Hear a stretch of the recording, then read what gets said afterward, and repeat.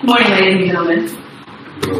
My name is Gwen Algo, and I, along with my co-counsel, Polo, we represent the state of Mississippi. Bobby Davis. That is the name I want you to remember. See, during voir dire or jury selection, there was a lot of talk about the defendant, who the defendant is. Polo, Napoleon, cyber voice, his social media infamy, fame perhaps, but that's not why we're here. We're here for Bobby Davis, because Bobby Davis was brutally executed by the defendant. A son, an uncle, a brother, founder of the Better Men Society, aimed at stopping senseless violence just like this, was killed, shot 9 times. And we're going to show you through evidence from this witness stand right here how that happened and why that happened. Now, the motive for this is one that's old as time. Jealousy, love, control. You're going to hear various witnesses because Bobby Davis isn't dead because of something he did. Bobby Davis is dead because William Edwards, he was never going to be loved by the woman that he wanted. That's why Bobby Davis is dead. An important date in this case is going to be April 30th. On April 30th, that was when the evidence will show that Shadow Robinson, she and William Edwards, they weren't on good terms. They were actually on bad terms at the time.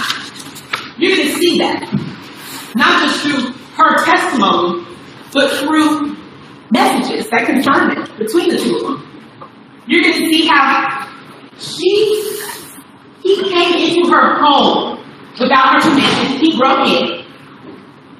You're going to see how she had to go get the keys to one of her cars from him. And she traveled to his home on the 30th to get that. But he was not acting normal. Something was off, so she didn't even want to go in the house with him. You're also going to see how after she left, he followed her. She's going to tell you about that. And she was going to the home of Bobby Davis. And somehow, the defendant, William Edwards, who was nowhere that she could see around, knew she was there. Again, you're going to see evidence to support that.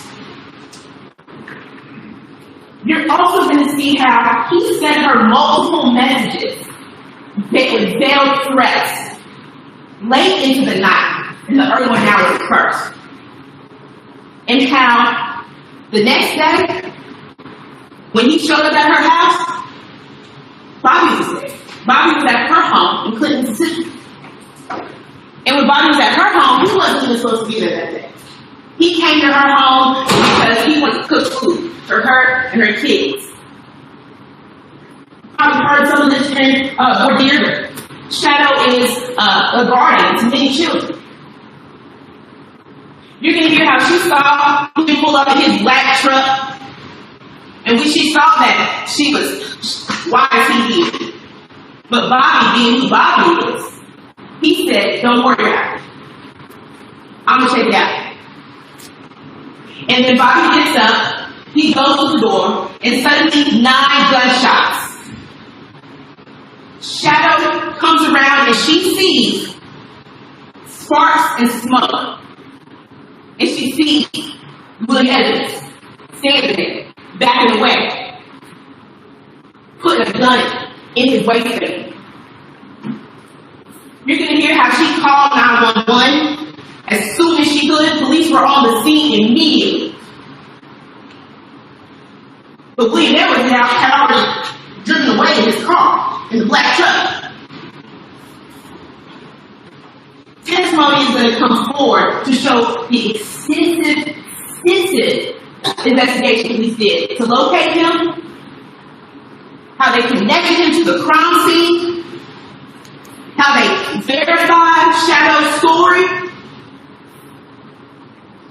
and how firearms that he wasn't supposed to have, he had evidence of that gun at his home.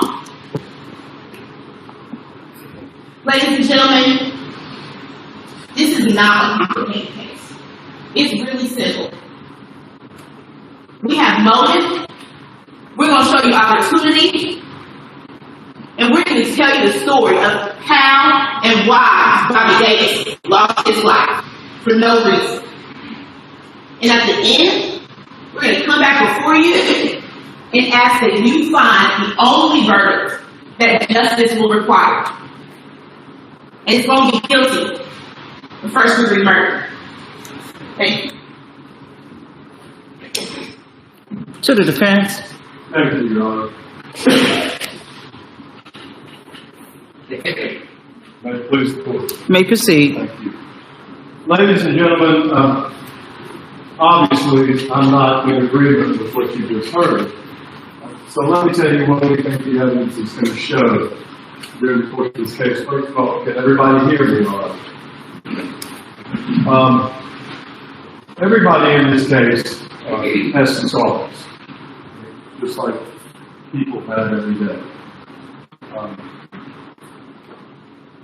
William Edwards has been convicted of felony before, not a crime of violence, but he's been convicted of a felony.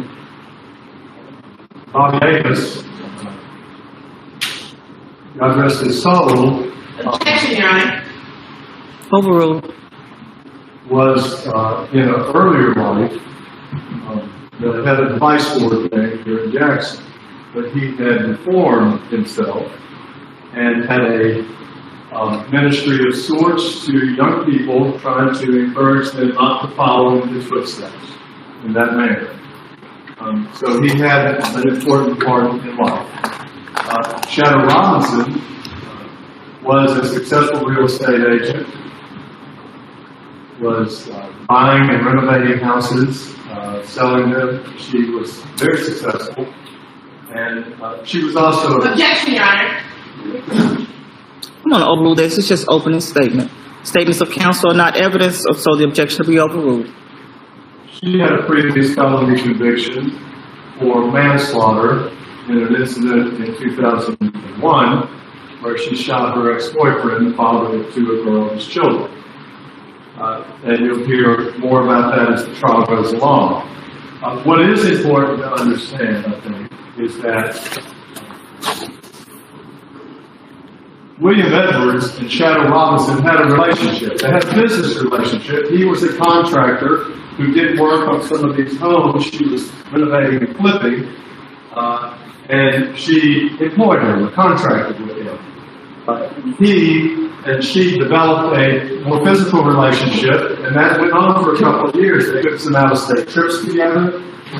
They saw each other regularly, often, not just through work, and he was a familiar person around her house.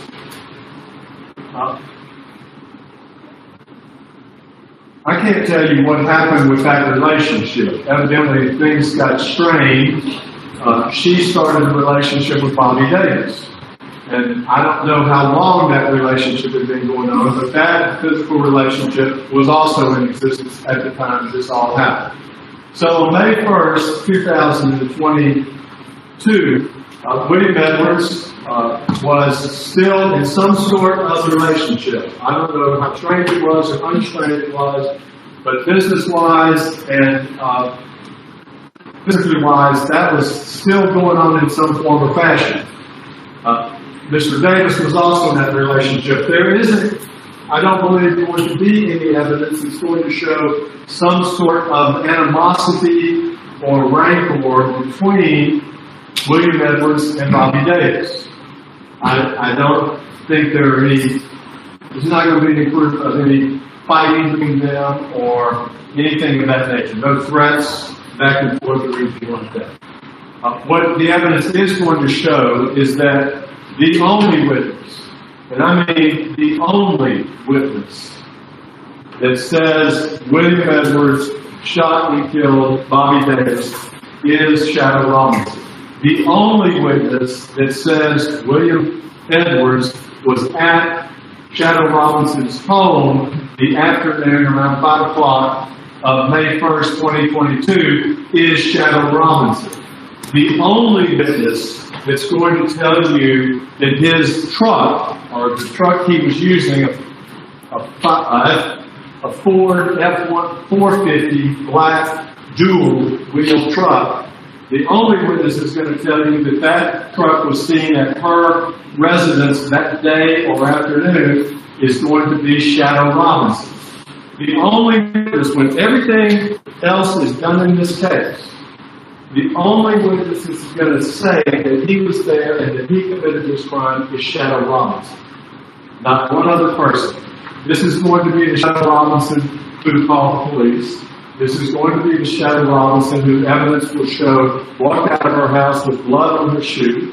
This is going to be the Shadow Robinson that was berating the police at the scene of the crime because they were disrespecting her, according to her.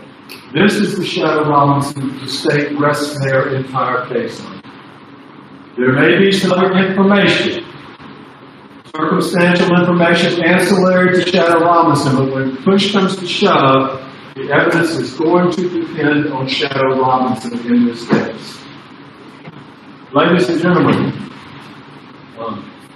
William Edwards received word from phone calls and media that evening that people had thought he had been shot. He got in his truck. Let me tell you, the F-450 did not belong to William Edwards. The black F-450 belonged to Pastor Dwayne Pickett, who had loaned it to William Edwards to maintain his contracting business. He needed a vehicle 6 months earlier, and Reverend Pickett had been kind enough to do that, to loan it that. So that was the vehicle he was driving. There was some sort of GPS tracking attached to that vehicle. I don't know what happened to that. I'm sure that the police will explain that. And she's absolutely right. The police did do an extensive investigation in this case. The problem is that they never investigated Shadow Robinson. They never considered Shadow Robinson as a possible suspect in this case. They actually had conversations with themselves about the possibility of some gang retribution against Bobby Davis, but they never followed up on any of that either.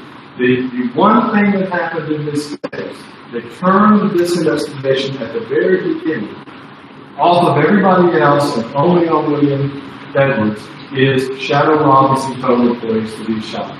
And she saw him shoot Bobby Davis. That's it. Nothing else to corroborate that directed the police to William Edwards. Ladies and gentlemen, Mr. Edwards got in his pickup truck. He drove to a friend's house in Lexington, Mississippi. He talked to the police on telephones throughout the next 24 to 48 hours. He constantly told the police that he was going to turn himself in, that he was waiting for his attorney to get to town. The attorney was in the suite, and Mr. Sweet was going to come with him to the police department to turn himself in. That's why William Edwards was not on the run. I'm not going to say on the run because that would mischaracterize his actions. He was consciously trying to do the right thing. He just wanted to have an attorney representing him when he turned himself in. He went to New Orleans. Eventually, the police arrested him in Kenner, Louisiana, which is just on the west side of New Orleans, on the way towards, it was getting gas on his way to I-55 to head back to Jackson, which is what he told the police he was going to do a couple hours earlier. He said, I'm driving back to Jackson. I'll be there in 4 hours. And 2 hours later, he stopped. Now,